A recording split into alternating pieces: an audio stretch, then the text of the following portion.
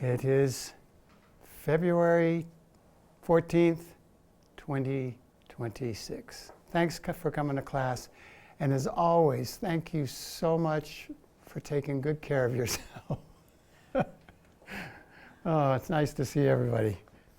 So, it is Valentine's Day.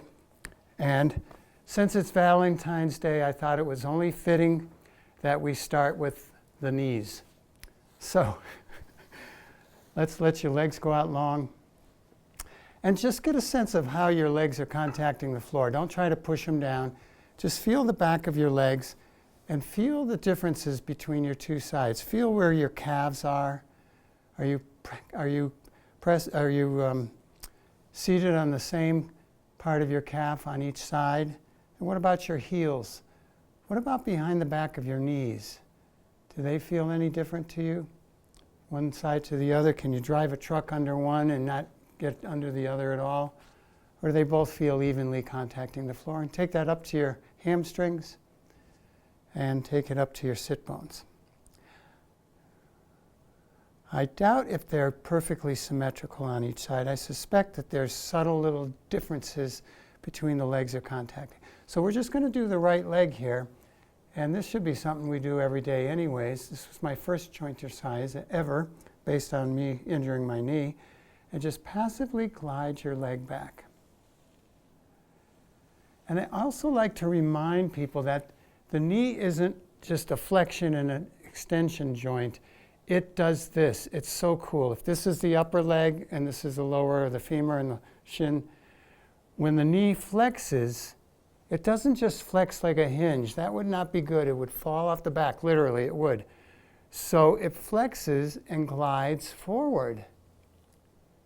And then extends back to straight and glides back. Really important to understand that, because that increases the importance of why we do this. When you drag your leg back, there's literally, passively, there's literally a traction, a slight glide on the leg, a slight traction at the knee.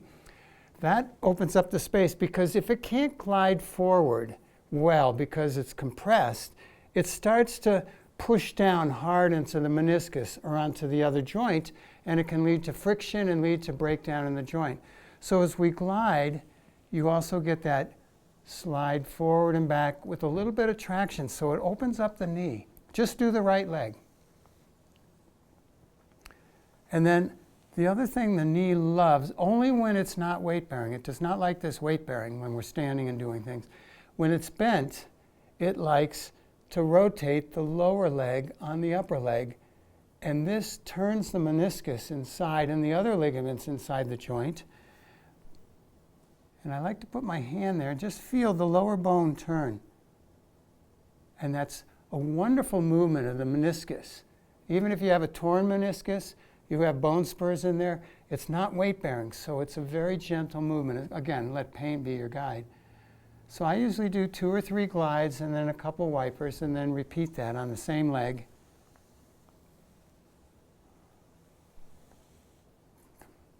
I do this before a hike, after a hike, just for a second. It just takes a moment. I'm taking way too long because I'm talking.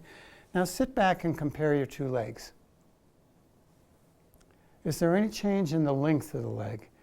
Is there any change in the way the calves are contacting, the back of the knees contacting the floor? A lot can be released in the tension when you invite the leg to move passively like that. So take your hands behind the left knee now, and it's a passive glide. And it doesn't seem like much, but boy, small differences can make big changes. In fact, it's in the small, very small differences that really, ultimately, you make change, and then there's that deeper change with the smaller, more intrinsic change, or difference, if you will. I think I said that okay. So we will rotate the knee, and it's not like we throw it in and out. Nobody's doing that, but I see people do that sometimes. They get in a hurry. And it's not just throwing it side to side. And it's feeling that knee. This is also good for those of you who have patella tendonitis or chondromalacia, which is roughening of the undersurface of the kneecap, or Those of you probably would have had it by now because you probably would have gotten it as a teenager, like I did, Osgood-Schlatter's, which is an actual pulling of the bone off of the knee before the growth plate fully develops. Happens in young teens, both male and female. So one more glide. So I can't emphasize enough, and we're going to just do a little bit of sitting here. And so anytime you get a chance, you can just do a couple glides and a wiper, and that will create a nice change, particularly if you do it regularly. Now, my first squat, particularly if I'm just on the floor and I want to just get my knees open.